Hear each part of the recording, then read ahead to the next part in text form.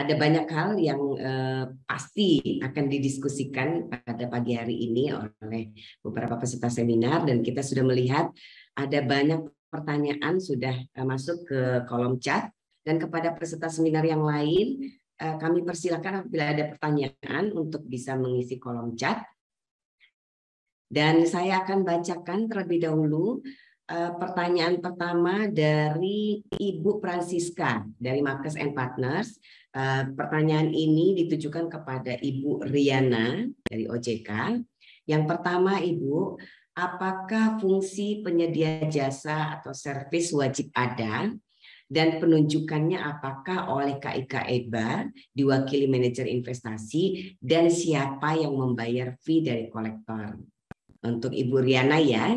Kemudian poin 2 ada pertanyaan lagi, apakah bank dapat menjadi kreditor awal atau originator? Kemudian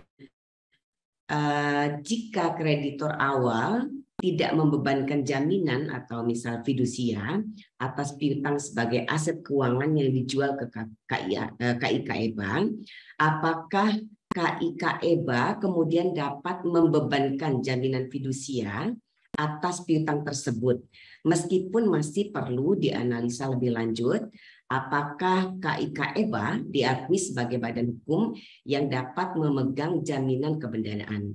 Nah, tujuannya adalah untuk menempatkan KIK EBA sebagai kreditor yang memiliki hak didahulukan atas pembayaran piutang tersebut jika debitur cedera janji atau pailit.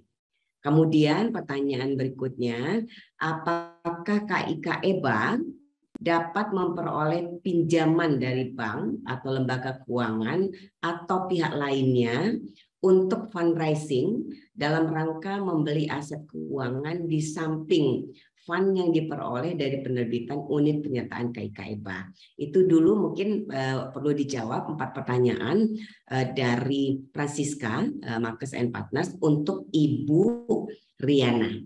Kami persilakan Ibu Riana. Ya, baik. Terima kasih Bu Ana. Terima kasih Bu Francisca dari Marcus atas pertanyaannya ya.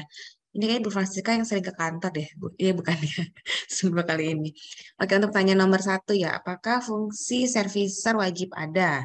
Dan penunjukannya apakah oleh KIK EBA dan siapa yang membayar fee dari kolektor? Oke, servicer itu memang wajib ada ya untuk nanti karena mereka yang mengkolek atau yang mengumpulkan tagihan-tagihan dari para debitur. Nah, itu jadi untuk mencegah mengantisipasi tidak terjadinya kebingungan di debitur pada saat dia akan membayar utangnya gitu ya. Itu kalau misalnya langsung KIK EBA kan nanti dia akan bingung kenapa jadi berubah pihaknya, sementara saya awalnya kepada pihak X misalnya kayak gitu. Itu wajib ada. Lalu untuk penunjukannya itu dilakukan oleh KIK EBA ya. Jadi KIK EBA yang menunjuk, termasuk untuk yang membayar fee-nya pun sudah diperhitungkan di KIK EBA tersebut. Mungkin nanti Bu Sandra bisa membantu dari sisi MI-nya ya untuk fee-nya itu nanti setelah nanti cash-nya masuk itu diperhitungkan tuh fee untuk dari kolektor untuk bagi servicer itu berapa, itu sudah diperhitungkan di KIK EBA tersebut. Nomor 2, apakah bank dapat menjadi kreditor awal atau originator? Iya, bisa. Ya, contoh-contoh yang tadi sudah disampaikan di slide materi saya kan ada tuh kayak bank untuk yang EBA-SP, misalnya Bank BTN itu kan menjadi kreditor awal atau originator. Atau tadi mungkin ada EBA-nya yang Bahana juga kan, ada Bank Bukopin, nah itu kan juga dia menjadi originator. Yang ketiga, jika yang jaminan ya. Nah, untuk yang membebankan jaminan ini, kami tidak mengatur lebih lanjut bagaimana KIK EBA apakah bisa membebankan jaminan. Itu kami serahkan bagaimana bisnis atau pertimbangan dari MI. Kalau memang MI merasa perlu memasang jaminan, silakan. Tapi kami tidak mengatur lebih lanjut. Tapi selain jaminan, untuk meningkatkan kehati-hatian itu kan bisa juga ada rating atau ada credit enhancement lainnya, tidak perlu ada jaminan gitu ya. Jadi untuk itu kami tidak mengatur, kami persilahkan bagaimana bisnis atau pertimbangan dari MI itu sendiri. Kalau memang dirasa perlu ya silakan, tapi kami tidak mewajibkan di sisi MI-nya Untuk yang nomor 4 ya, apakah KKB dapat memperoleh pinjaman dari bank atau lembaga keuangan yang sampai saat ini belum bisa ya, untuk KKB belum bisa memperoleh pinjaman dari bank atau lembaga keuangan atau pihak lainnya untuk fundraising. Untuk KKB sampai saat ini belum bisa, belum diperbolehkan secara peraturan. Ya, mungkin itu jawaban dari saya, Bu Ana. Baik, terima kasih Bu Riana. Pertanyaan selanjutnya dari Bapak Putu Suryastuti Ibu ya, dari AHP. Pertanyaan ditujukan untuk Pak Wemi, dan juga nanti Ibu Riana mungkin ikut menjawab dari OJK. Apakah ada pertimbangan khusus ya, mengapa dibungkus dengan instrumen surat berharga? Karena kalau underline-nya adalah tagihan kredit, harusnya bisa langsung dengan menggunakan CESI. Nah, ini mungkin bisa langsung dijawab oleh Pak Wemi terlebih dahulu, kami persilahkan. Baik, terima kasih Bu Ana. Thank you juga untuk Mbak Putu atas pertanyaannya ya. Jadi kalau mungkin pertanyaannya ini lebih filosofis gitu ya, kenapa nggak langsung di-CESI-in aja? Mungkin ada beberapa pertimbangan ya, mungkin nanti bisa dibantu juga oleh Bu Sandra, tapi beberapa pertimbangan yang dilakukan ketika kita melakukan sekuritisasi aset. Yang pertama tentu saja kita akan melihat kalau memang tagihannya itu kan adalah kumpulan tagihan gitu ya, itu satu di pool, untuk kemudian kita ada dua nih kalau di transaksi kami, ada dua, ada yang melalui penawaran umum, ada yang melalui private placement. Jadi memang kalau yang melalui penawaran umum ini ada ya quote unquote mungkin resiko gitu ya, resiko ini kreditur bisa jadi mungkin berapa 1.000 orang gitu katakanlah, jadi banyak sekali. Dan yang berikutnya juga mungkin yang perlu disampaikan ya nanti untuk kemudahan juga ya, untuk kemudahan untuk memperoleh liquidity tadi gitu ya. Kalau kita bayangkan nanti siapa nih yang bisa mewakili ratusan atau ribuan orang itu terkait dengan pembelian atau negosiasi dengan piutang dari originator tersebut ya. Jadi sebetulnya langkah-langkah sekuritisasi itu sebetulnya untuk menyederhanakan dan juga untuk bisa melakukan transaksi itu secara lebih bismil, lebih retail juga gitu ya. Jadi itu akan memudahkan dari originator untuk memperoleh pendanaan. Mungkin saya Baik, mungkin Ibu Riana mau menambahkan. Ya, kalau itu sebenarnya balik lagi ke pertimbangan ini ya, kalau dari kami sih nggak ini ya, ya intinya kan kalau misalnya memang kalau sesi itu kan langsung ya, berarti antara si penjual dengan investornya gitu. Kalau misalnya melalui KKB kan mungkin akan lebih banyak investornya, terus ya lebih lah dibungkus dengan di-grade oleh MI, akan lebih macam-macam gitu lah. Kalau misalnya ini kan langsung sesi kan berarti langsung ada si penjual, pemilik aset keuangan menjual langsung kepada investornya gitu kan. Kalau dari sini sih enggak, ya itu baik ke pertimbangan si pemilik asetnya sih mau kayak gimana. Baik, mungkin Ibu Sandra punya pandangan lain, Ibu sebagai manajer investasi terkait dengan pertanyaan dari Putu Suryastuti. Mungkin saya tambahkan sedikit ya. Jadi sebetulnya sekuritisasi itu kan membuat aset yang tidak liquid menjadi liquid gitu. Kayak misalnya saya pakai contoh KPR atau kredit pensiunan, bisa aja kalau misalnya ada investor mau beli langsung CESI. Misalnya Ibu Ana mau beli sekumpulan kredit pensiunan, ya bisa saja transaksi gitu ya. Ibu beli misalnya 16.000 kredit pensiunan gitu. Tapi kan buat investor itu sangat costly, kemudian kompleks gitu ya, melibatkan banyak pihak, harus ada konsultan hukum gitu ya, harus intinya sangat kompleks dan mahal gitu ya.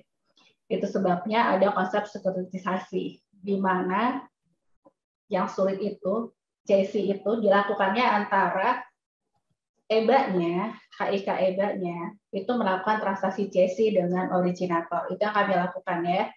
yang dibantu oleh IMP, itu kami transaksi CSI. Di sisi sebelah kanannya itu kami terbitkan EBA-nya, EBA 1, A2. Nah, nanti Ibu Ana kalau pengen beli kredit pensiunan, nggak harus CSI 16.000 akun kredit pensiunan, beli aja EBA A1 gitu. Dan dananya juga nggak perlu banyak-banyak gitu ya, 1 juta juga udah bisa beli piece dari si 16.000 itu. Itu kan idenya gitu ya, ide sekuritisasi dari situ. Jadi itu untuk mempermudah, karena tidak semua investor punya kemampuan untuk melakukan transaksi tersebut. Ya, jadi intinya adalah dengan KIK EBA ini lebih mensimplify prosesnya lah ya Ibu ya, supaya lebih mudah bagi investor. Baik, kita lanjutkan. Ada pertanyaan dari Andika Wijaya. Ya, Andika Wijaya, pertanyaannya adalah sejauh mana keamanan atau terjaminnya aset yang jadi underlying KIK EBA dalam hal originatornya dinyatakan pilot. Nah, ini tadi sudah dibahas sedikit oleh Pak Weni ya. Karena sesuai pasal 41 Undang-Undang Kepailitan, kurator dapat membatalkan kontrak yang dibuat oleh originator dengan KIK EBA dalam hal originatornya dinyatakan pilot melalui upaya action Paulina. Jika di persidangan dapat dibuktikan kontrak pengadilan aset KIK EBA tersebut merugikan kreditor dan originator, maka hal yang akan berdampak pada ruginya investor KIK EBA. Nah, ini mungkin perlu dijawab oleh Pak Weni ini terkait dengan proses originator dinyatakan pilot. Kami persilakan Pak Weni. Baik, terima kasih Bu Ana. Terima kasih juga kepada Mas Andika ya. Mungkin kalau saya mungkin melanjutkan, tadi udah sempat dibahas cukup panjang juga oleh Bu Sandra gitu ya. Kalau di transaksi kami itu mungkin memang lebih quote unquote lebih secure ya, dalam pengertian kan memang underlying-nya itu memang sudah berupa tagihan gitu ya. Jadi secara prinsip tagihannya sudah dijual belikan dan sudah berpindah. Itu satu yang fakta yang mungkin secara resiko bisa lebih memudahkan untuk transaksi kami. Nah, cuma mungkin kita juga lihat di market gitu ya. Di market tuh kan ada, tadi juga dikasih contoh Garuda. Garuda itu emang ya quote unquote problematic, di mana ya jadi seolah-olah nih kok jadi nggak bankruptcy remote gitu ya. Cuman ada beberapa yang yang bisa disampaikan di sana gitu ya. Jadi memang praktek di lapangan dengan teori ya mungkin terkadang berbeda, dan ini mungkin juga harus jadi satu diskusi khusus nih di antara para konsultan hukum juga nih untuk bisa menyatukan visi yang sama ya. Tapi secara garis besar itu memang terdapat perbedaan yang tadi underlying yang disebutkan ya, karena kalau dari Garuda sendiri kan memang sebenarnya future cash flow gitu ya, future cash flow bukan tagihan yang sudah ada yang kemudian kita alihkan gitu ya. Itu yang membedakan, dan di pencatatannya pun juga berbeda gitu ya, karena kalau Garuda itu istilahnya dia mencatatnya itu bukan sebagai tagihan gitu, kalau saya nggak salah, entah dia sebagai liabilities atau hal-hal yang sifatnya memang kemudian bisa dijadikan tools gitu ya bagi kurator untuk kemudian melakukan challenge gitu ya, challenge terhadap hal-hal tadi gitu. Jadi kalau saya sih ngelihatnya secara normatif gitu ya, kalau memang sudah terjadinya true sale ya harusnya secara prinsip ya memang sudah ada pengalihan aset, dan ya harusnya tadi ya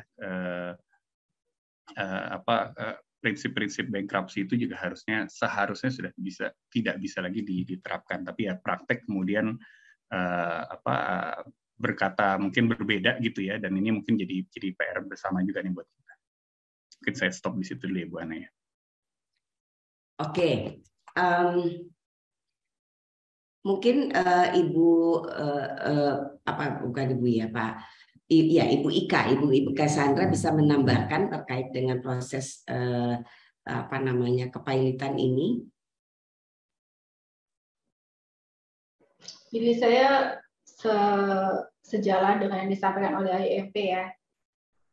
Itu juga concern kami, dan kebetulan kami terlibat di 2 KIKEB yang berbeda, yang satu yang kami sebagai penerbit, yang satu lagi kami sebagai investor. Dan ketika kami jadi investor, originator itu masuk PKPU gitu. Jadi di sini terujilah si struktur dari KIKEB tersebut. Apakah benar-benar berlangsung remote atau tidak? Dan ternyata menurut saya sih, saya pribadi ya, ternyata tidak gitu ya. Memang itu akhirnya diselesaikan di luar PKPU, tapi penyelesaiannya dengan mempertimbangkan tanggapan dari kreditur. Karena apa? Kreditur memiliki kepentingan terhadap revenue yang diperoleh oleh Garuda, yang sebetulnya adalah hak dari pemegang EBA. Dan saya melihat yang namanya hukum itu kan tidak sepenuhnya hitam putih ya Bapak Ibu ya. Maaf nih, kan kita melihatnya ada masalah interpretasi juga. Ketika lawyer dari KIKEBA melihatnya angle-nya seperti apa. Lawyer kreditur dengan kepentingan berbeda, melihat dari angle yang berbeda. Memang di sini adalah forumnya PKPU. Di mana kita, ini kan sebetulnya platform hukum yang digunakan untuk mencapai perdamaian gitu ya. Jadi ujung-ujungnya adalah negosiasi nih. Kita sama-sama pengen dapat yang terbaik, pemegang KIKEBA juga pengen dapat dananya kembali beserta imbal hasil walaupun turun.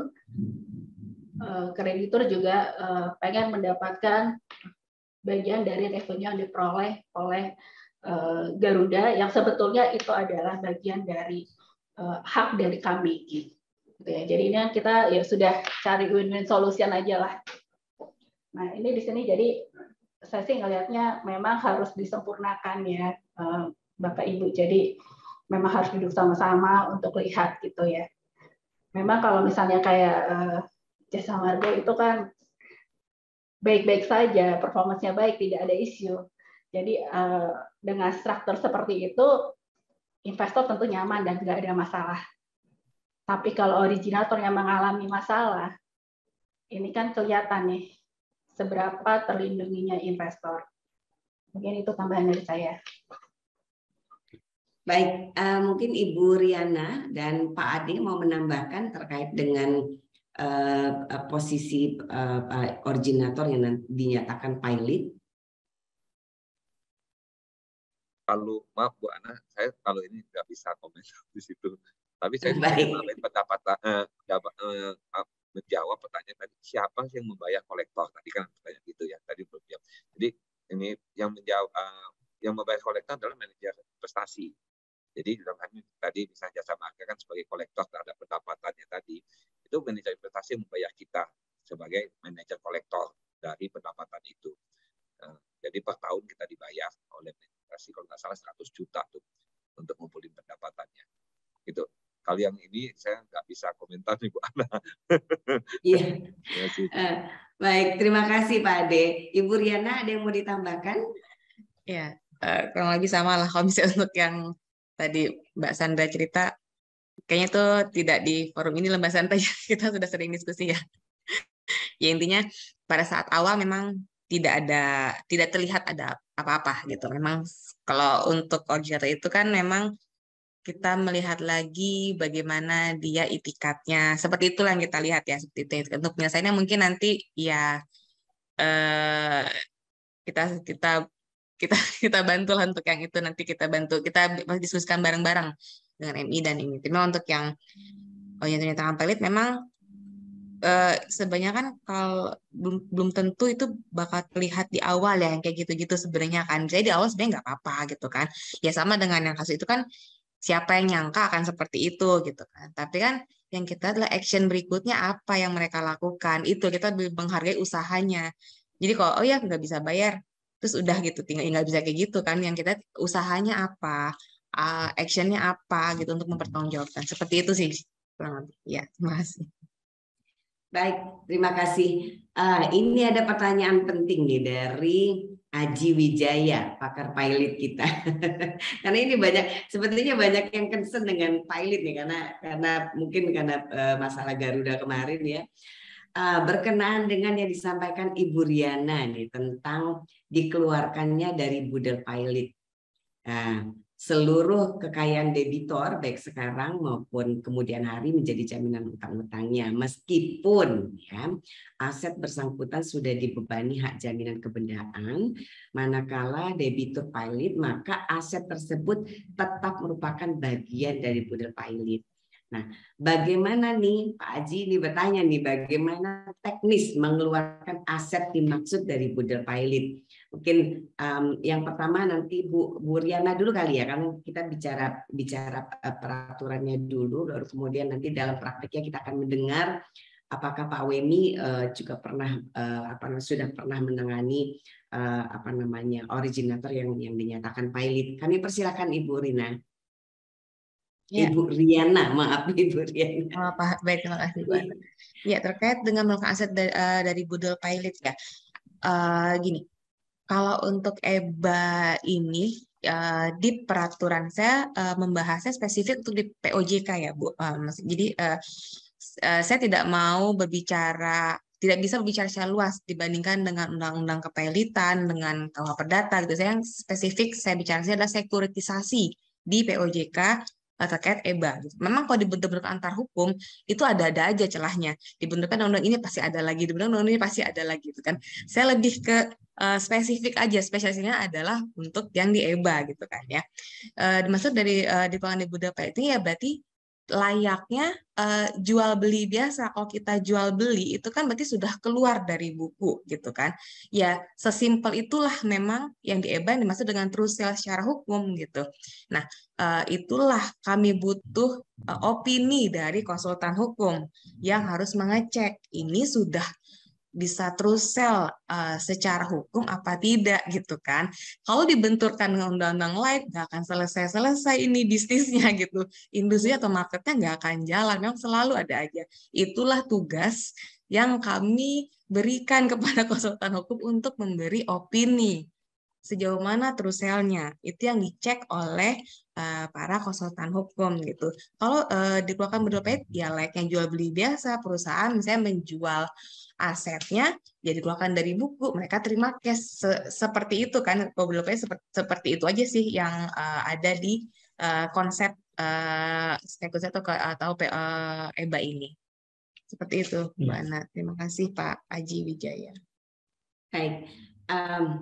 Saya nggak tahu nih, saya sih berdoa semoga Jasa Marga belum pernah ya Pak mengalami seperti ini. Tapi dari pandangan Pak Ade Wahyu nih sebagai originator, kalau apakah pernah ada pembicaraan gitu ya dengan konsultan hukumnya, apabila kemudian nanti ada kemungkinan ya the worst case kemudian ada peristiwa pilot, apakah sudah pernah dibicarakan dengan konsultan hukumnya kira-kira strategi untuk teknis mengeluarkan aset dari budel pilot itu seperti apa? Bu Ana, jadi bagaimana kami jelaskan di depan tadi sebenarnya, kalaupun kita ngomong pada waktu itu ya risiko terhadapnya kalau Jasa Marga misalnya pilot gitu ya, itu tadi kan kami hanya sebagai pemegang konsesi. Nah, maka kami tadi menyampaikan izin kepada pemilik konsesi sebenarnya gitu ya, itu dalam BPJT bahwa kami ini sebagai pemegang konsesi akan istilahnya menjual nih pendapatan 5 tahun ke depan kami untuk ruas tol Jagorawi itu melalui sekuritisasi. Nah, tadi sudah mendapatkan izin pada waktu itu. Jadi dari situ, sebagaimana kalaupun pilot, maka konsesi ini kembali ke pemilik konsesi dalam hal ini BPJT, dan BPJT sudah menegaskan bahwa hak-haknya pemegang EBA tetap dijamin gitu. Makanya itu kalau kami tadi sampaikan di depan bahwa kami harus mendapatkan izin dulu nih gitu loh dari BPJT gitu Bu Ana pada waktu itu seperti itu. Jadi pemegang EBA-nya tetap mendapatkan haknya selama masa yang sudah diperjanjikan dalam KM atau di pendapatan yang disekuritisasi. Makanya awalnya harus mengajukan izin dulu kalau kami Bu Ana, karena kalau pilot kan pemegang konsesi ini balik ke pemilik konsesinya, gitu. Itu Bu Ana. Iya, baik. Nah, makin seru nih ya pembahasan tentang pilot karena ini teknis sekali karena memang sebenarnya yang paling bisa menjawab nih sebenarnya Pak Wimi dan Ibu Ika Sandra karena ini kita bicara teknis ya. Karena saya tidak tahu apakah Pak Wimi maupun Ibu Ika sudah pernah juga menangani kliennya KIK EBA ini yang originatornya mengalami pilot, tapi setidak-tidaknya, kalaupun tidak pernah, setidak-tidaknya mungkin sebagai konsultan hukum khususnya Pak Wemi sudah berpikir ya, seandainya the worst case kemudian ada peristiwa ini, karena memang kan dari ketentuan OJK itu kan memang ada ketentuan tentang budel pilot dikeluarkan dari dari KIK EBA ini dikeluarkan gitu ya asetnya.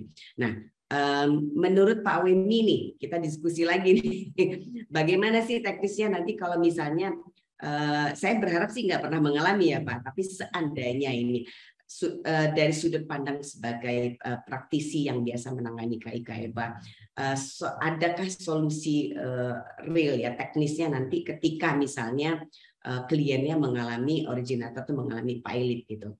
Kami persilakan Pak Wemi. Oke, baik, terima kasih Bu Ana.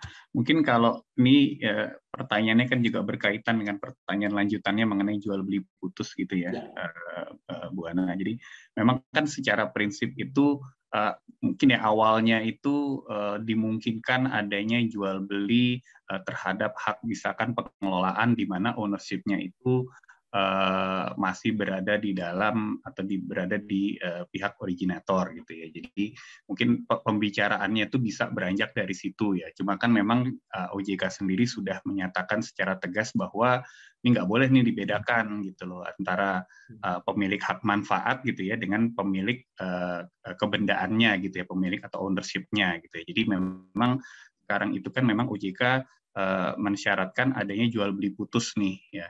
Kalau kita bilang ada pengalihan misalkan tadi yang dijual adalah hak kepemilikan, sebetulnya nggak perlu lagi tuh ada servicer lagi dibalikin lagi ke originator untuk kemudian nagih gitu, karena secara prinsip masih kepemilikan terhadap tagihan-tagihan itu ada di originator gitu ya. Nah tapi kan sekarang ini udah nggak ada lah gitu ya konsep seperti itu, pengalihan hak manfaat ya. Jadi semuanya itu harus jual beli putus. Nah jadi memang secara teori hukum lagi gitu ya, kalau kita bicara jual beli putus ya berarti kan memang title itu harusnya sudah berpindah gitu loh Bu Ana.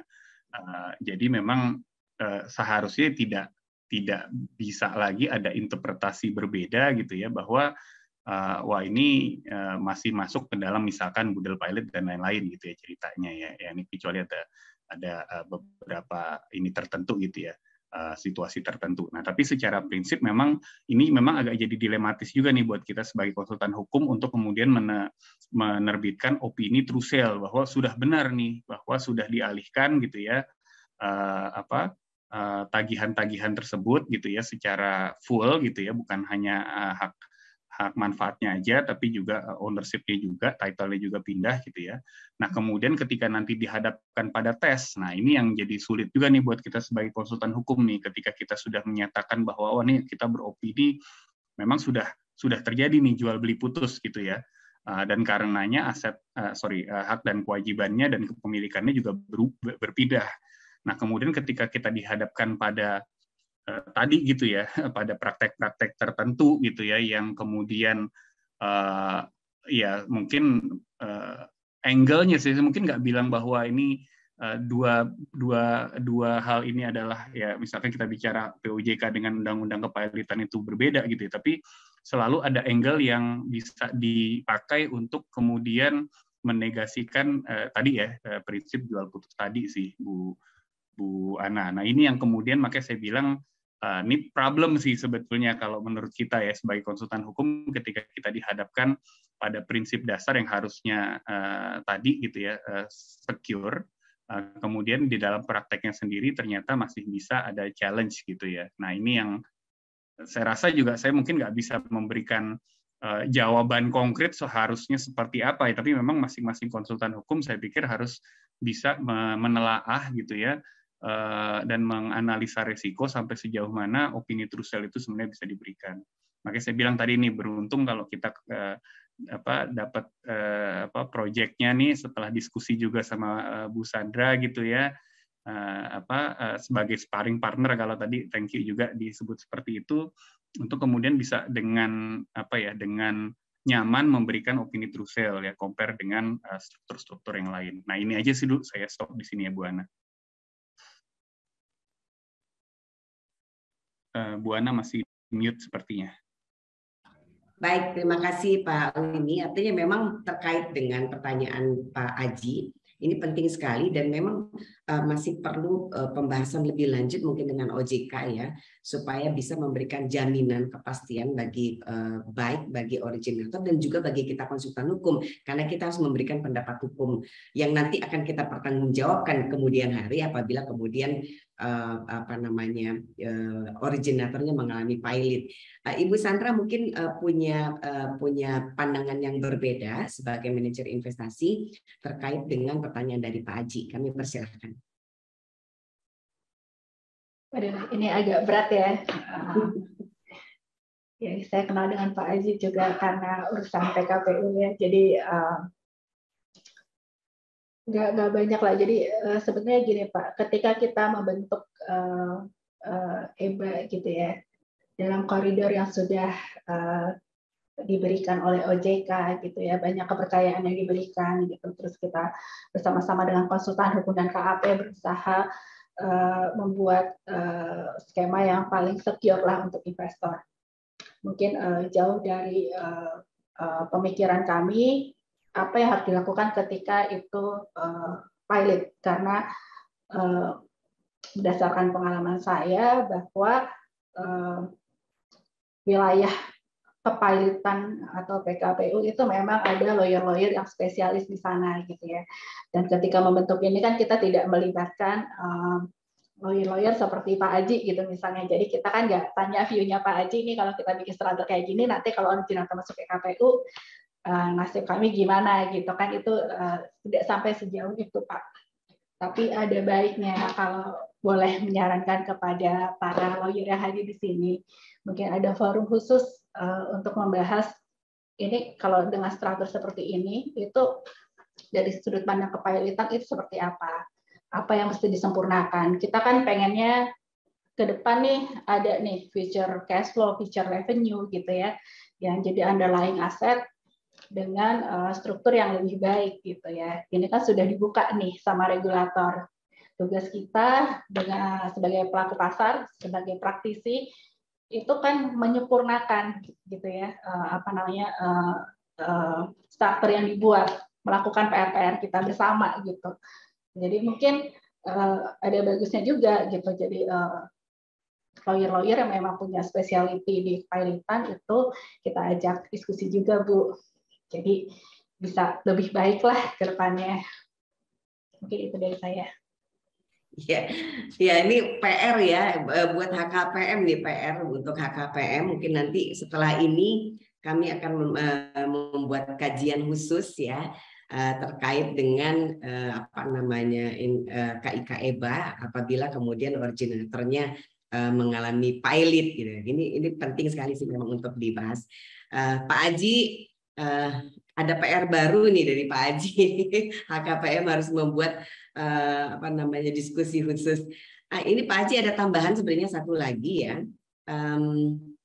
Mohon dijelaskan pengertian bubar dan mengapa dipakai istilah bubar. Nah ini bubar dalam konteks pilot juga ya Pak Aji ini ya. Nah ini mungkin yang bisa menjelaskan Ibu Riana ya. Kalian persilakan Ibu. Ya, terima kasih Bu Ana, Pak Haji. Bubar ini sepertinya tadi materi saya ada yang beberapa KIK yang sudah bubar kayaknya. Seperti itu ya Pak Haji ya? Ya saya asumsikan seperti itu ya Pak. Kalau itu berarti yang tadi konteks bubar itu adalah KIK-nya yang sudah bubar. Jadi memang sudah selesai, segala penyelesaian aset, hak dan kewajiban sudah selesai, maka KIK-nya dibubarkan gitu. Dibubarkan sudah bubar dan likuidasi ya. Jadi dibubarkan KIK-nya. konteksnya situ sih. Kalau memang tadi yang slide saya tadi yang terakhir saya bilang ada beberapa yang bubar, itu ke sana maksudnya. Jadi asetnya sudah penyelesaiannya sudah selesai, hak dan kewajibannya sudah dilakukan oleh MI dan BK, maka KIK-nya bisa dibubarkan. Seperti itu. Terima kasih. Baik. Kita lanjutkan pertanyaan dari Risman dari Tumbuhan and Partners. Untuk Mas Wemi katanya, wah akrab sekali Mas Wemi. Ini laris nih Pak Wemi nih ya, terkait dengan adanya pembelian piutang melalui instrumen KIK EBA, biasanya hal-hal material apa saja yang perlu dimasukkan ke dalam klausul representation and warranties?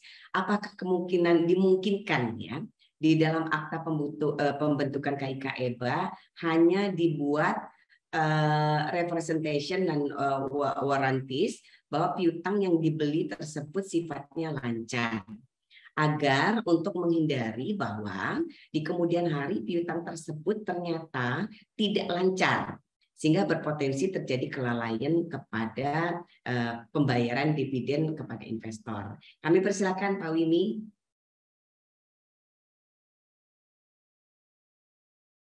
Oke, baik. Terima kasih, Bu Ana.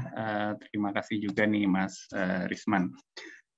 Ya, secara prinsip, pertanyaannya kalau terkait dengan hal-hal material, ini sih sebetulnya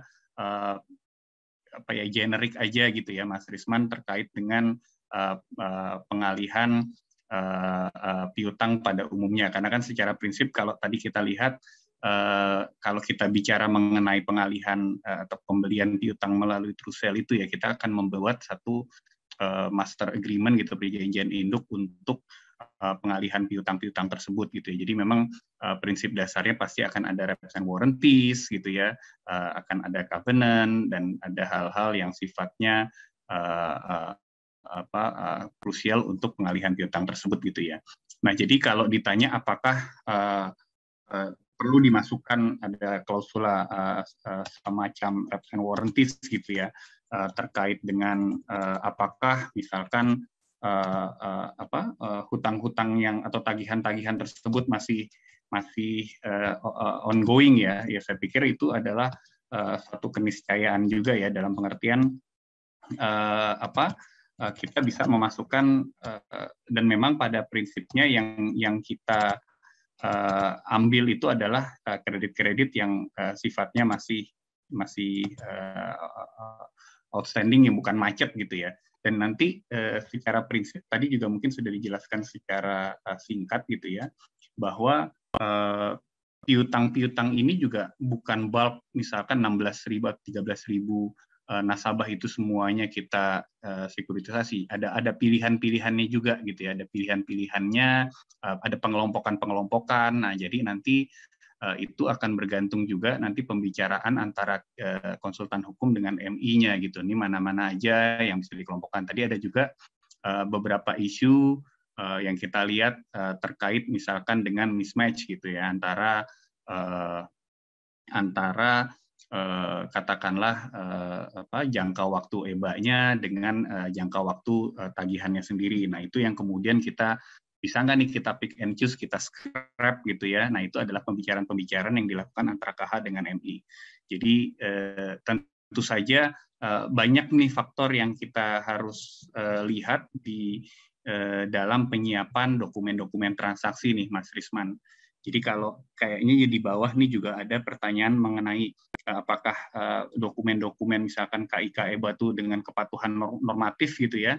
Nah, kalau kita lihat yang penting normatif itu harus masuk dulu gitu ya, yang harus ada di dalam berdasarkan PUJK harus ada, itu juga harus dimasukkan. Nah, tapi di luar dari itu pun kita sebagai konsultan hukum juga tentunya diharapkan oleh klien kita misalkan MI gitu ya, untuk bisa memberikan input-input sebaiknya kalau misalkan tadi terdapat beberapa hal berkaitan dengan utangnya. Nah, ini kita harus bisa juga memberikan alternatif penyelesaian. Mungkin saya stop di situ dulu ya, Ibu Ana. Terima kasih.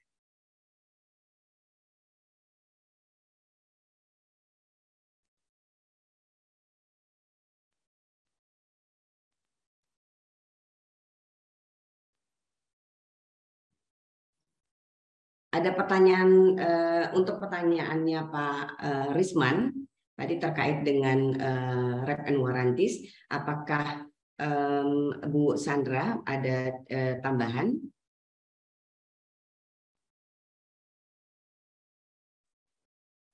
Untuk hal tersebut, Bapak Ibu, memang itu sudah didesain dari awal gitu ya.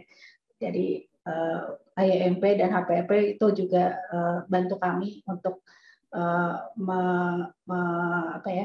menata hal tersebut gitu ya. Jadi transaksi ini cukup aman gitu ya. Dan setiap kali kami melakukan transaksi, karena kami setiap bulan menandatangani dokumentasi gitu ya. Jadi itu dari awal sudah didesain sedemikian rupa sehingga kedepannya itu kami bisa melakukan rutinitas tersebut secara aman. Bagaimana yang mana yang dibeli, kemudian habis itu apa kewajibannya dari originator sebagai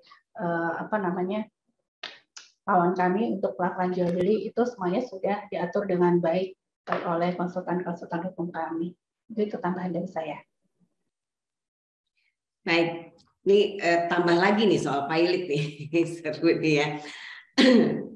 karena gini, karena kan kita kemarin gara-gara pandemi kan kita jadi contoh Garuda kemarin gitu ya. Nah ini dari Pak Suprapta mengingat salah satu underline adalah pendapatan dari originator, bagaimana perlindungan kepada investor jika originator PKPU atau pilot. Nah, ini juga mungkin begini Pak Wini ya, mungkin bisa sharing juga dengan teman-teman di sini terkait dengan peristiwa Garuda nih. Garuda kan kemarin ya alhamdulillah bisa diselamatkan, ada restructuring. Nah, dalam proses restructuring ini mungkin perlu dibahas juga oleh Pak Wini dari kacamata Anda sebagai konsultan hukum yang menangani KIK EBA gitu. Meskipun mungkin Garuda bukan kliennya Pak Wini ya. Bukan ya. Jadi tapi setidak-tidaknya dari pengalaman kita sebagai konsultan hukum tentu kita bisa sharing juga gitu ya terkait dengan perlindungan investor. Sudah pasti kita sudah tahu bahwa ada beberapa prosedur yang harus dilalui, salah satunya dengan cara restructuring ya.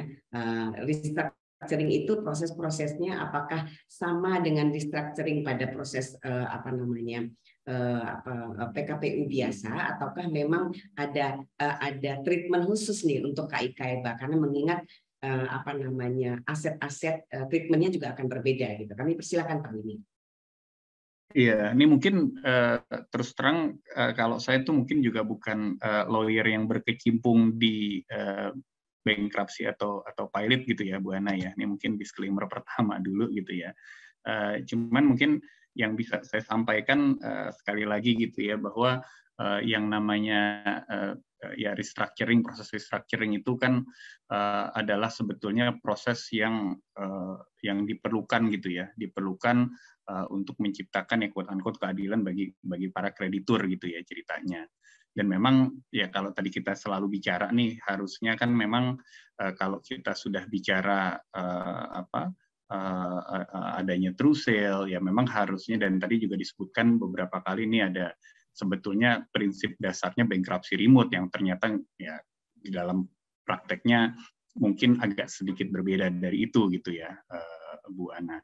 Nah cuma kalau ditanya ya kalau sebetulnya balik lagi ya proses kalau di dalam KIK EBA sendiri kan memang segala sesuatunya itu yang mewakili dari para investor ini adalah dari MI gitu ya.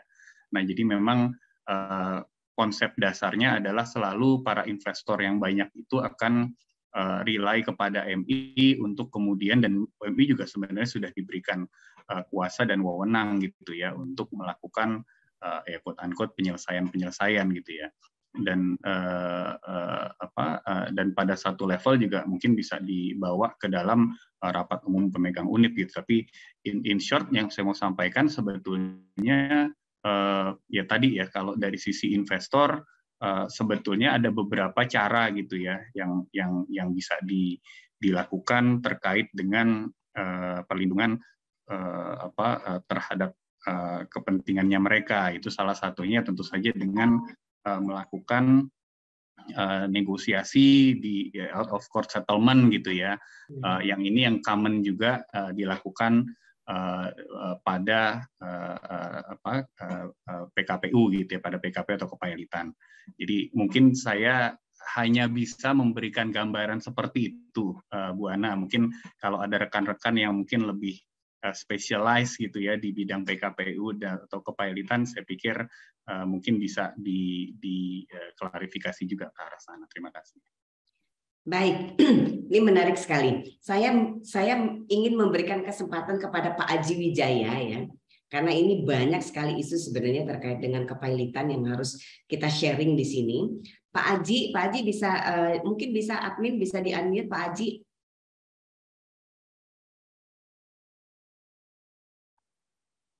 Admin bisa di-unmute Pak Aji. Selamat siang Bu Ana. Siang Pak Haji, apa kabar? Baik. Iya, Pak Haji, justru sekarang kalau tadi Pak Haji sebagai penanya nih ya, sekarang kita justru pengen dengar insight nih dari Pak Haji nih selaku pakar kepailitan ya, yang memang banyak berkecimpung di PKPU dan Pailit. Kita pengen dengar nih insight-nya dari Pak Haji, karena nanti kita diskusi khususnya HKPM pun nanti akan menghadirkan Pak Haji sebagai narasumber terkait dengan proses kepailitan apabila di KIK-EBA apabila originatornya dinyatakan pailit nih. Prakteknya nih Pak Haji kan sudah terbiasa menangani PKPU dan pailit. Dari kacamata Bapak sebagai praktisi yang berkecimpung di dunia kepailitan, apakah ada pandangan tersendiri gitu ya terkait dengan pertanyaan-pertanyaan yang termasuk yang Pak Haji tanyakan juga gitu, dan teman-teman yang lain tadi tanyakan terkait dengan perlindungan investor, kemudian soal budel pailit. Mungkin Pak Haji bisa sharing di sini, kami persilakan Pak Haji. Ya, terima kasih Bu Ana. Selamat siang Bapak Ibu pemapar dan para peserta webinar. Kalau saya pelajari dari POJK yang ada, sebetulnya legal structure yang disusun itu sudah cukup melindungi kepentingan para investor. Saya mengutip apa yang tadi disampaikan oleh Bu Riana ya, juga Bu Sandra. Prakteknya, ini minta maaf dengan segala hormat, memang ada kolega-kolega di bidang kepailitan yang akhirnya menjadi begitu bicara mengenai contoh kasus inilah, misalnya ada kepailitan terkait dengan KIK-EBA, mereka jadi lebih jago, merasa lebih jago daripada OJK atau rekan-rekan yang memang secara spesialisasi di situ. Sehingga kita ambil contoh begini, pasti di dalam struktur ini terlepas mengenai true sales ya, terlepas dari mengenai true sales, pasti di dalam struktur itu memang sudah pasti sudah di-contain. Aset-aset yang di sekuritisasi itu pasti sudah dibebani hak jaminan kebendaan. Artinya apa? Kalaupun terjadi kepailitan itu ya betul bahwa mereka ini sekali lagi kita lepaskan dulu true sale ya. Aset yang sudah disekuritisasi itu meskipun menjadi budel pailit, kalau kita bicara kepailitan, tetap saja hak untuk menjual dan mengalihkannya masih ada pada si pemegang hak jaminan kebendaan. Dalam hal ini adalah tadi kalau kita lihat di dalam strukturnya bukan lagi pada original kreditor, tapi sudah pada saya nggak mencatat istilah-istilah yang dipakai. Artinya apa? Kepentingan para investor itu sudah terlindungi di situ. Tinggal bagaimana aset yang sudah dibebani jaminan kebendaan ini dimonetasi oleh baik dengan bantuan atau tanpa bantuan kurator. Undang-undang kepailitan sudah jelas kapan kurator akan mengambil alih penjualannya, monetasinya, atau kapan kreditur pemegang jaminan kebendaan bisa menjual sendiri. Artinya apa? Itu sudah cukup terlindungi. Memang di dalam praktek banyak pihak-pihak, ya kembali tadi seperti disampaikan oleh Bu Sandra, kepentingan siapa yang diwakili oleh lawyer nih, kepentingan kreditur atau kepentingan debitur. Jadi masing-masing punya pandangan yang berbeda. Tapi kalau saya pelajari dari POJK yang ada, legal structure-nya sudah memberikan perlindungan yang memadai. Hanya saja kalau kita bicara mengenai sekuritisasi aset, sekuritisasi aset, kemudian dikaitkan dengan true sale. True sale ini kan artinya jual belinya sudah tuntas, jual beli putus, titelnya seperti dijelaskan oleh rekan Wemi tadi, titelnya sudah beralih kepada si pembeli, ya. Artinya apa? Itu sudah keluar dari asetnya si debitur. Kalau terjadi kepahitan dari debitur, ya itu nggak bisa diapa-apakan itu karena itu bukan asetnya debitur. Tapi lagi-lagi lawyer-lawyer tertentu yang memang tidak memahami ini atau pura-pura tidak memahami ini akan bilang bahwa itu tetap akan menjadi budel pilot gitu ya. Tadi ada rekan yang menanyakan mengenai aksiopoliana. Ada aja akal-akalan untuk membatalkan true sales supaya itu kembali di clawback, dibalikin lagi ke budel pilot. Jadi sekali lagi rekan Ana dan Bapak Ibu sekalian, legal structure-nya berdasarkan POJK sudah memadai. Tinggal sosialisasi yang mungkin harus dilakukan oleh HKHPM, baik terhadap para anggotanya maupun di luar anggota HKPM, supaya marilah kita taat asas, menghormati aturan-aturan yang ada, ya, karena memang secara struktur hukum sudah, kalaupun ada terjadi kepailitan itu sudah terlindungi. Memang kalau kita bicara mengenai PKPU, yang tadinya misalnya 5 tahun kewajibannya akan KIK-nya akan bubar selesai gitu ya. Dengan ada PKPU ini memang menjadi dilema, pasti akan di stretch ke belakang, akan terjadi perpanjangan. Tinggal bagaimana ini pengalaman dari Bu Sandra nih bicara dengan para investor ya, yang tadinya janjinya 5 tahun jadi 12 tahun, itu memang tantangan yang harus kita hadapi. Apalagi 2013-2014 ini semakin challenging karena akan memasuki tahun politik, juga dampak dari resesi global. Jadi siap-siap saja. Itu saja sih pandangan saya, Bu Ana. Terima kasih. Baik, terima kasih banyak Pak Haji. Resesi global, Pak Haji mesti siap-siap ketiban pekerjaan banyak nih Pak. Pak Elit PKPU.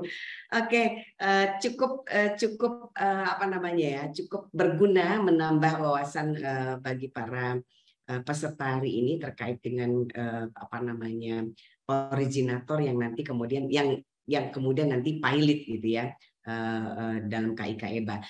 Ada pertanyaan tambahan ini dari Ibu Dewi dari ABNR, ditujukan kepada Ibu Riana. Untuk KIK EBA yang diterbitkan secara private placement, apakah ada ketentuan atau prosedur khusus atau lebih sederhana atau tetap mengacu kepada ketentuan KIK EBA? Kami persilakan Ibu Riana. Ya, terima kasih Bu Ana, Bu Dewi atas pertanyaannya ya. Untuk KIK EBA yang private placement, kalau dari segi dokumen yang disampaikan, tentu itu lebih sedikit dibandingkan dengan KIK EBA yang penawarannya itu penawaran umum ya.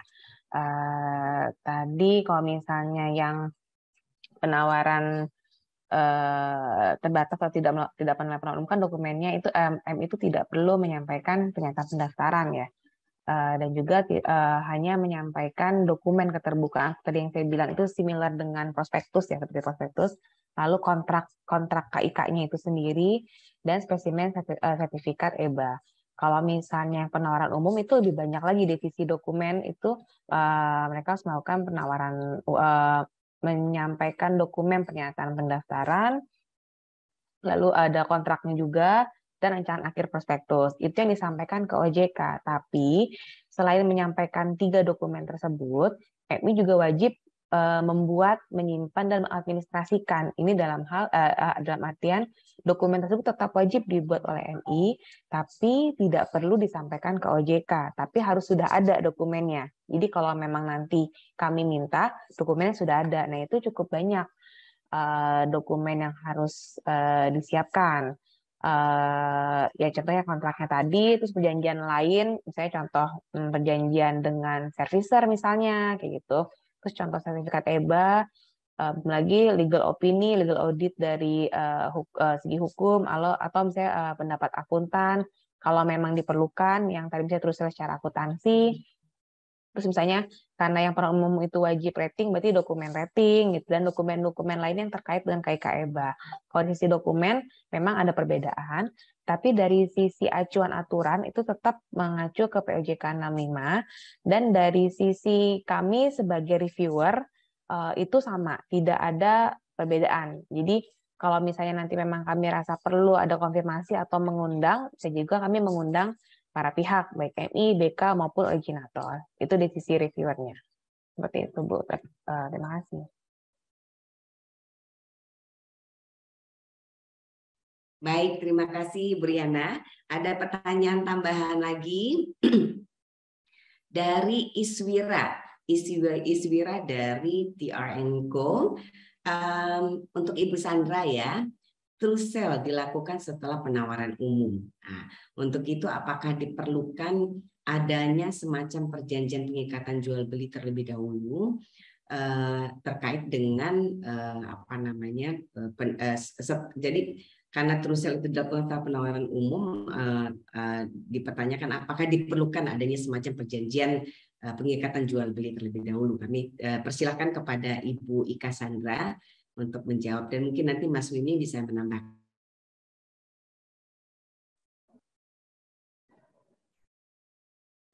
Ya, Bu Ana.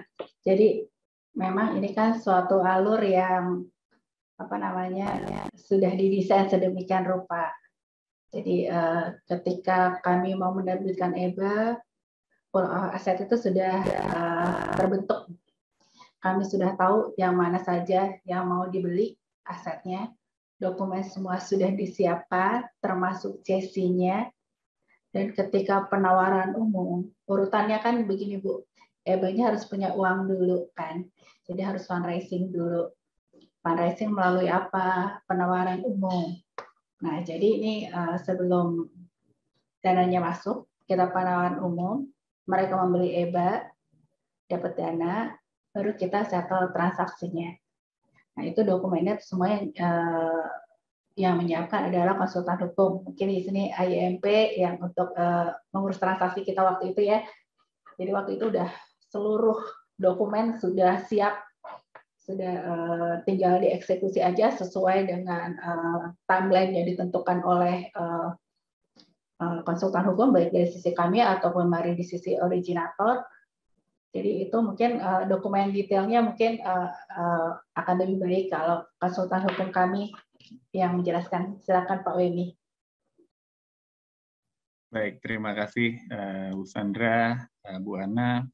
Iya, jadi kalau dari kami sendiri sih sudah menyiapkan beberapa set of documents gitu ya. Salah satunya yang mungkin tadi sudah saya sampaikan secara sekilas itu kita bikin satu perjanjian induk KIK EBA gitu ya, yang memayungi gitu ya pengalihan tagihan-tagihan yang nantinya akan diberikan dari originator ya, kepada KIK-nya gitu ya. Nah, nanti di luar dari perjanjian induk itu juga akan ada dokumen akte pengalihannya ya, yaitu akte fund transfer atau sering disebut CC lah gitu ya, akte CC-nya. Jadi secara prinsip sih dokumen-dokumen yang master itu ada di dua dokumen itu aja. Saya pikir cukup ya. Terima kasih. Baik, terima kasih Mbak Winnie. Ini ada pertanyaan tambahan nih terkait dengan hak istimewa nih ya.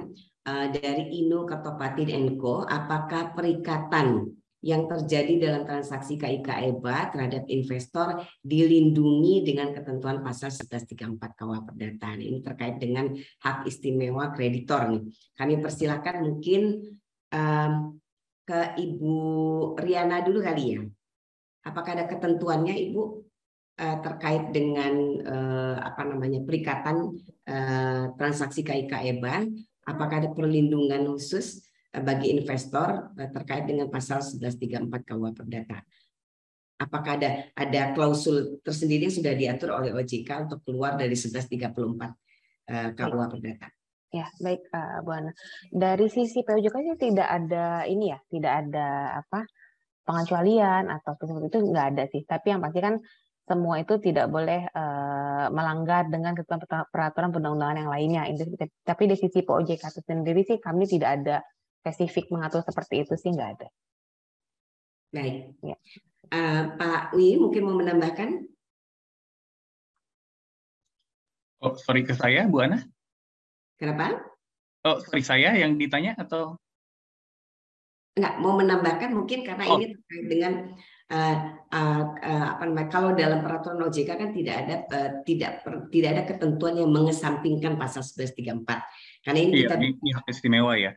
Oke, jadi secara prinsip sih sebetulnya tadi ya, kalau kita bicara kerangka hukum KIK EBA itu kan tadi ada true sale gitu ya. Sebetulnya tadi saya bilang sih harusnya udah terjadi pengalihan secara hukum, title-nya berpindah ya. Jadi harusnya mungkin udah sebetulnya secara prinsip kurang relevan lagi sih ketentuan di pasal 1134 ya. Tapi kita selalu ngelihat ya kalau praktek mungkin agak berbeda, Bu. Mungkin itu aja sih saya stopnya. Terima kasih. Saya sih pendapat sih Pak Wimi, karena memang kalau kita bicara true sale dan apalagi ini jual putus ya, beli putus apa jual putus istilahnya, jadi sebenarnya sudah tidak ada perdebatan lagi mengenai hak istimewa, jadi sudah tidak relevan sebenarnya, meskipun di POJK sendiri tidak ada ketentuan khusus yang mengesampingkan pasal ini, karena sesungguhnya memang dalam praktiknya memang tidak perlu gitu, karena kita sudah ada true sale ya kan, kita sudah melakukan uji tuntas dan memang aset ini sudah terpisah kan, sudah dijual putus ya, jual putus atau istilahnya beli putus ya Pak? Jual putus sih. Jual putus ya Pak ya, gitu. Baik, selanjutnya dari Ibu Dewi, pertanyaan ke Ibu Sandra dan Pak Wimi. Untuk penjualan underlying aset secara berkala, apakah dokumen jual beli dan atau CC dibuat setiap pembelian? Mungkin perlu dijawab oleh Pak Wimi dulu ya. Iya. Ya, sekali lagi tadi kita mungkin sudah sampaikan, kita sudah mempersiapkan set of documents gitu ya di awal. Jadi kalau memang untuk yang underlying asetnya istilahnya revolving atau berkala gitu ya, memang akan ada dokumen CC yang dibuat setiap kali ada transaksi sih. Iya. Ibu Sandra mungkin ada yang mau ditambahkan? Mungkin udah nggak ada ya, tadi sudah dijelaskan bahwa itu sudah didesain dari awal, jadi semuanya sudah dijalankan sesuai dengan yang dirancang di awal lah oleh IMP. Oke. Pertanyaan berikutnya dari Francisca Marcus and Partners, ditujukan untuk Ibu Riana.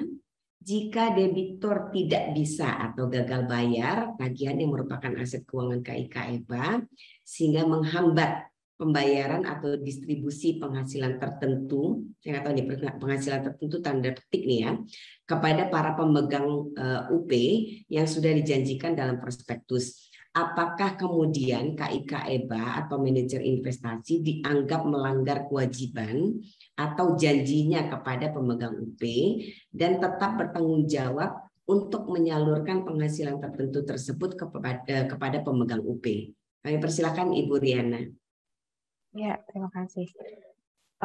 Ini saya tidak mau menggunakan kalimat janji mungkin ya, tapi kewajiban, karena tidak boleh menjanjikan memang dari MI sendiri ya. Jadi kalau bisa dibilang ya, apakah KIK EBA melanggar kewajibannya kepada pemegang UP? Mungkin maksudnya sama dengan yang ditawarkan pada prospektus atau dokumen keterbukaan ya. Nah kalau itu apakah dianggap melanggar? Iya, dianggap melanggar, tapi dilihat dulu penyebabnya karena apa. Kalau memang karena originator atau debiturnya kan memang di luar kendali dari MI itu sendiri ya. Maksudnya ya bukan MI-nya sendiri yang dia lalai atau itikat tidak baiknya untuk memberikan penghasilan kepada KIK EBA, tidak seperti itu kan. Tapi memang dianggap melanggar kewajibannya iya, tapi disebabkan oleh originatornya.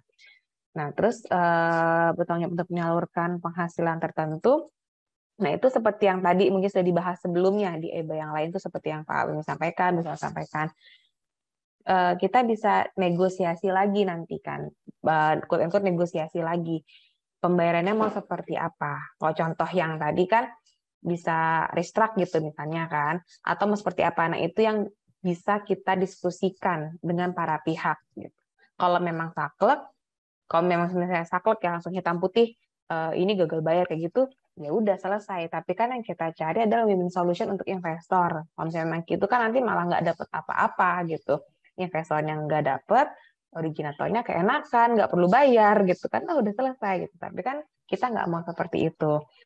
Kita kan melindungi kepentingan investor juga, yaitu nanti kita diskusikan lagi caranya mau seperti apa agar para pihak tetap mendapatkan hak dan melakukan kewajibannya.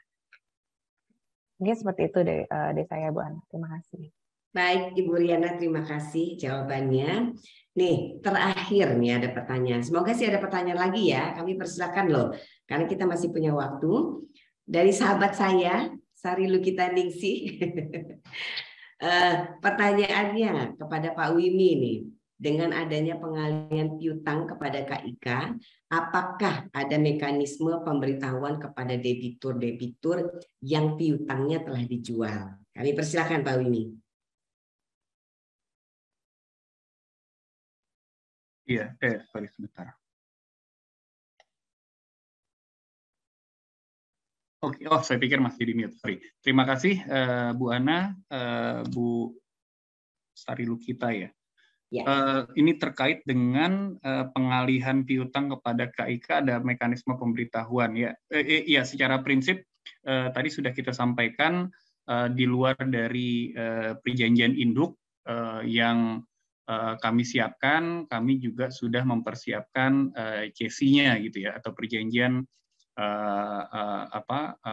pengalihannya gitu ya.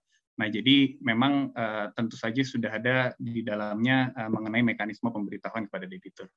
Terima kasih.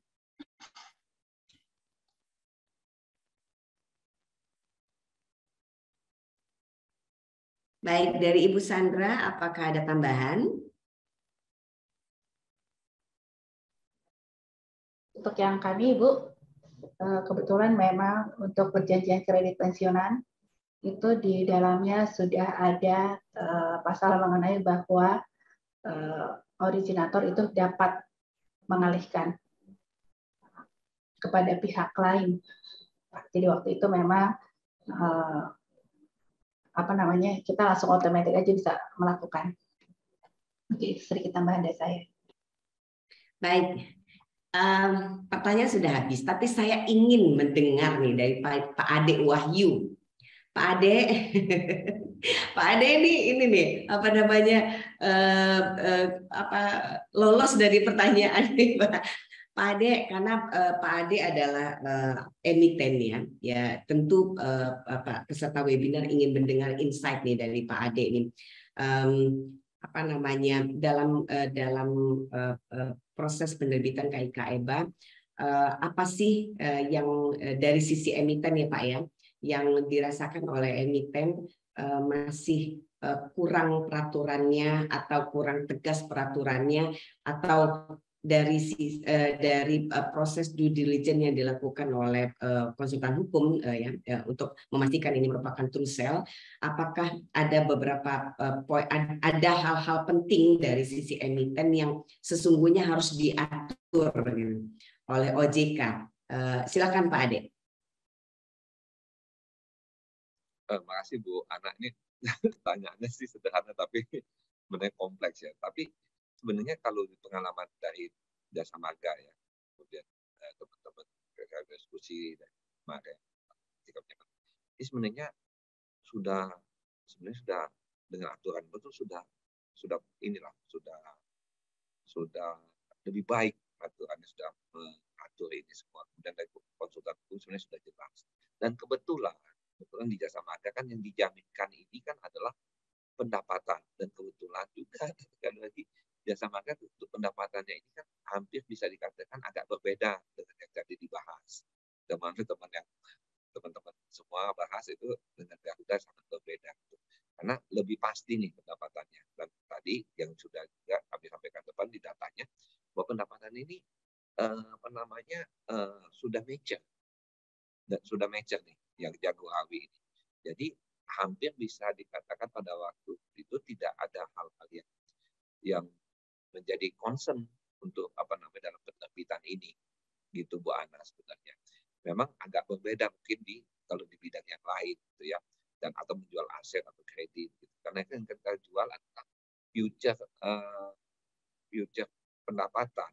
Jadi dan kebetulan pendapatannya yang sudah mature dan terus growth gitu ya, gitu Bu Ana sebenarnya. Saya kalau ini sih sudah dari konsultan hukum 4 apalagi pada waktu itu kan kita menerbitkan yang pertama bisa dikatakan. Dan prosesnya panjang dan lama diskusinya, tapi nggak ada kendala yang berarti gitu. Dengan sering beraudiensi juga dengan OJK gitu. Apalagi kan pada waktu itu aturan yang baru kan belum ada sebenarnya Bu Ana. Kita kan menerbitkan berdasarkan peraturan Bapopam masih pada waktu itu, karena kita memang pertama kali yang diminta menerbitkan ini betul ditunggu-tunggu benar gitu ya. Maka memang prosesnya sangat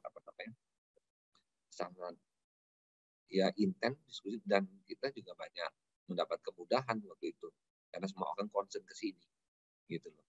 Dan ya tadi yang aset yang dijual juga sesuatu yang alhamdulillah ya misalnya nggak ada masalah karena memang sudah mature dan terus berkembang gitu Bu Ana. Itu aja yang kami dapat sampaikan Bu Ana. Dan sebenarnya Pak, banyak. Terkait dengan posisi pandemi kemarin nih Pak. Ya.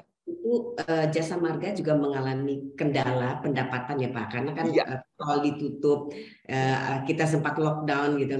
Apa yang dihadapi oleh Jasa Marga pada saat itu? Karena kan yang dijaminkan itu kan pendapatan dari tol ya Pak ya. Ya, pendapatan khusus tol Ruas Jagorawi. Izin share Bu ya. Nanti kita ulang lagi. Jadi, nah kebetulan pada waktu kita membuat ini, menjual ini ke depan. Jadi itu kan kita sudah proyeksikan pendapatannya ini ya. Jadi setelah ini. Jadi pendapatan kita tuh akan berapa gitu. Yang kita jual kan tadi 2 triliun gitu Bu ya untuk 5 tahun. Kemudian kita proyeksikan pengeluarannya yang harus kita keluarkan kepada pemilik kepada investor itu berapa. Nah, Ibu bisa lihat gitu yang sebelah kiri itu proyeksi pendapatannya kita tuh Bu.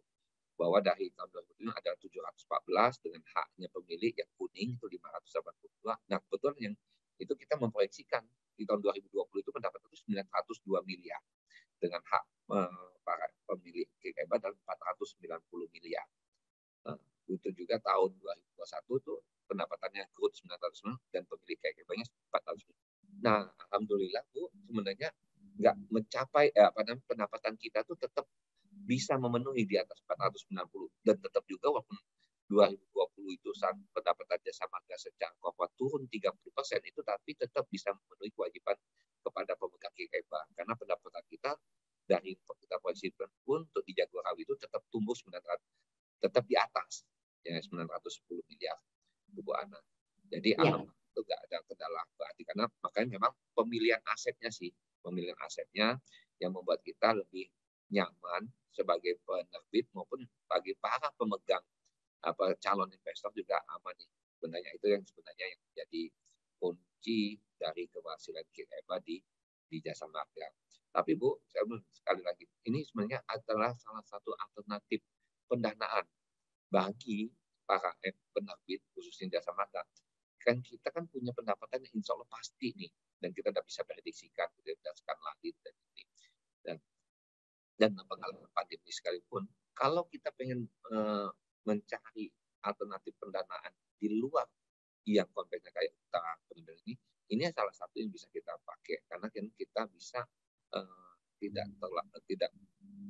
utang di depan gitu ya, tapi mempunyai secara accounting tadi accounting berbeda gitu sehingga ini nggak membebani dari komponen yang ada dan berlaku dalam perjalanan kredit kita yang lain.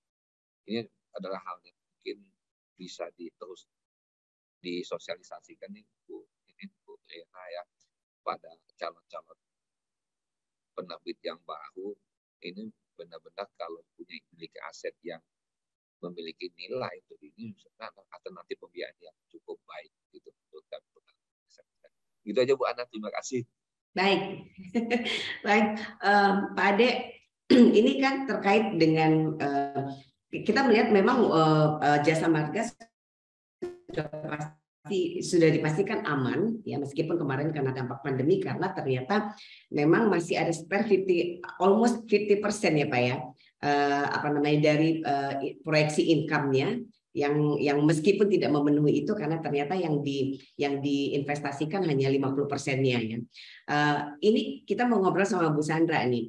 Bu Sandra, ini kan dalam konteks nilai berapa ambang batas nilai yang bisa diinvestasikan untuk KIK EBA. Kalau kita berkaca pada jasa marga tadi dengan proyeksi income 4 triliun tapi kemudian diinvestasikan di KIK EBA hanya 2 triliun, automatically apabila kemudian nanti ada persoalan di perjalanan masih bisa memenuhi gitu ya, masih bisa memenuhi total nilai yang harus dikembalikan di KIK EBA. Tapi bagaimana dengan aset nih? Apakah sebagai manajer investasi, apakah bisa memberikan insight nih Bu terkait dengan aset, batas mana sih ambangnya sehingga kemudian bisa dipastikan bahwa apabila nih ya ada peristiwa lagi seperti sekarang, seperti kemarin kita pandemi ya kan, kemudian perusahaan mengalami penurunan pendapatan, kemudian aset juga mengalami sehingga kemudian aset juga dibutuhkan untuk menutupi hutang-hutang gitu. Apakah ada ambang batasnya nih dari manajer investasi terkait dengan berapa sih besaran yang boleh diinvestasikan untuk KIK EBA? Kami persilakan Bu Sandra. Terima kasih Bu. Jadi ini memang benar-benar judgement bisnis dari MI. Jadi disinilah keahlian kami sebetulnya gitu ya. Jadi kayak misalnya ini tergantung siapa originatornya, bisnisnya bagaimana, aset apa yang mau dijual ke depan akan seperti apa dan seberapa kuat gitu ya. Itu memang tugas kami gitu ya. Jadi kita nggak bisa pukul rata. Untuk industri yang berbeda tentu perhitungannya berbeda. Industrinya sama, emitennya berbeda juga berbeda. Even emiten yang sama, misalnya kayak jasa marga, antara jalan tol yang satu dengan yang lain, itu tentu judgement-nya juga berbeda.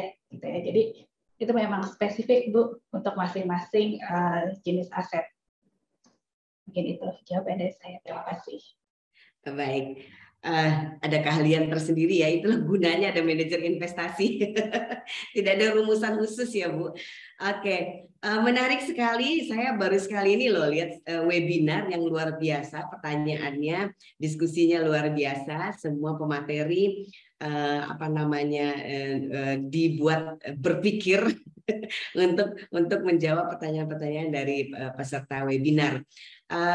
Sekali lagi saya ucapkan terima kasih kepada Ibu Riana Hapsari, karena saya lihat nggak ada lagi pertanyaan ya, nggak ada pertanyaan. Oke, untuk Ibu Riana Hapsari terima kasih atas waktunya dan paparannya. Kemudian Bapak Ade Wahyu juga terima kasih Pak atas waktunya dan sudah berbagi informasi sebagai emiten di sini. Kemudian Bapak Wimi Muharamsyah, namanya agak susah loh. Wimi Muharamsyah, rekan Wimi sesama praktisi hukum juga sudah berbagi bagaimana sih pelaksanaan penerbitan KIK EBA dengan teman-teman di webinar. Kemudian ada Ibu Ika Sandra Kartika juga terima kasih. Kita masih penasaran loh Ibu Ika, nanti treatment khususnya bagaimana nih untuk menentukan ambang batas berapa sih harus bisa diinvestasikan dalam KIK EBA. Oke, terima kasih juga saya sampaikan kepada seluruh peserta webinar, luar biasa hari ini, semangatnya luar biasa. Padahal hujan deras loh itu di luar, saya tahunya. Lalu kemudian terima kasih juga kepada HKPM, khususnya Wakil Ketua Umum Bapak Sampurna, yang juga sudah hadir sampai terakhir nih. Saya barusan lihat tadi ada Pak Hariponto ya. Tadi saya nggak lihat. Saya harus menyapa tuh senior saya Pak Hariponto dan rekan-rekan yang lain juga terima kasih.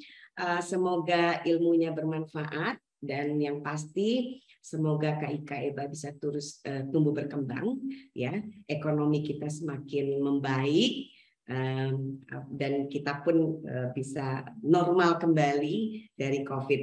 Dan selanjutnya saya serahkan kepada hostnya, pada MC, Mbak Juanita.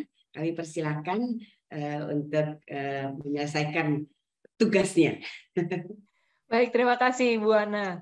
Luar biasa diskusi kita pada hari ini dari pagi sampai siang hari ini. Terima kasih kepada para narasumber saya ucapkan sekali lagi, dan tentunya kepada Ibu Ana yang telah memandu sesi pemaparan materi dan sesi tanya jawab di webinar hari ini.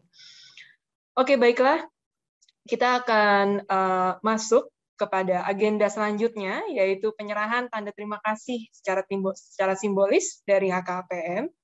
Akan diserahkan oleh Bapak Sampurno Budi Setianto, Wakil Ketua Umum Koordinator Bidang Pendidikan dan Kompetensi, kepada seluruh para narasumber kita dan kepada moderator. Yang pertama akan disampaikan untuk Ibu Riana Hafsari, Kepala Subbagian Penelaaan Keterbukaan Direktorat Pengelolaan Investasi Otoritas Jasa Keuangan. Silakan, Pak Sam.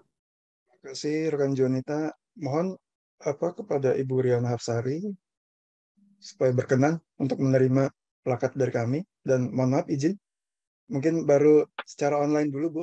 Insya Allah nanti dalam waktu yang sesegera mungkin kami sampaikan plakat aslinya Bu. Mohon untuk dapat bisa terima. Ya, terima kasih. Iya, terima kasih Pak Sampurno, terima kasih DHKPM. Ya. Baik, terima kasih. Lalu kemudian untuk Bapak Ade Wahyu, Direktur Keuangan dan Manajemen Resiko PT Jasa Marga Persero Tbk. Ya, izin Pak Ade Wahyu, kami sampaikan plakat sebagai tanda terima kasih kami atas partisipasi Bapak pada kesempatan webinar ini. Ya, sekali lagi juga mohon maaf dulu nih ya Pak, karena masih online ya plakatnya. Segera mungkin nanti akan kami kirimkan ini. Mohon untuk dapat bisa diterima Pak. Terima kasih Pak Sampurno, teman HKPM semua. Baik, terima kasih Pak Ade dan Pak Sam. Selanjutnya untuk Bapak Wemi Muharamsyah, dari rekan Wemi, praktisi hukum yang juga anggota HKPM. Silakan Pak Sam. Ya, terima kasih rekan Jonita. Kepada rekan Wemi ya, Muharamsyah ya, yang kita banggakan tentu ya sebagai sesama anggota HKPM ya, yang pada hari ini sudah sangat luar biasa ya sharingnya ya, memberikan inspirasi. Semoga apa yang disampaikan juga oleh narasumber yang lain juga tentunya bisa bermanfaat kita semua. Izin saya sampaikan pada kesempatan ini plakat ya dari kita juga ya HKPM atas partisipasi rekan Wemi Muharamsyah ya. Sebelumnya tadi sama karena ini masih sifatnya online, insya Allah nanti aslinya akan kita sampaikan segera. Mohon dapat diterima rekan Wemi Muharamsyah. Terima kasih rekan-rekan semua. Terima kasih Pak Wemi dan Pak Sam.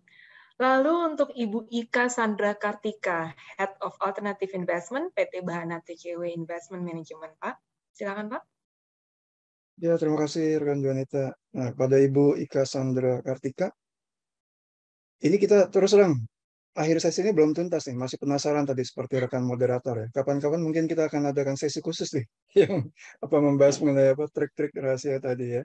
Jadi sekali lagi kami sampaikan terima kasih, dan dari HKPM kami izin sampaikan ya plakat secara online dulu ya pada Ibu. Kiranya berkenan, dan dalam waktu yang sesegera mungkin nanti akan kami kirimkan aslinya. Mohon untuk dapat bisa diterima Ibu Sandra Kartika ya. Terima kasih Pak. Sama-sama Ibu.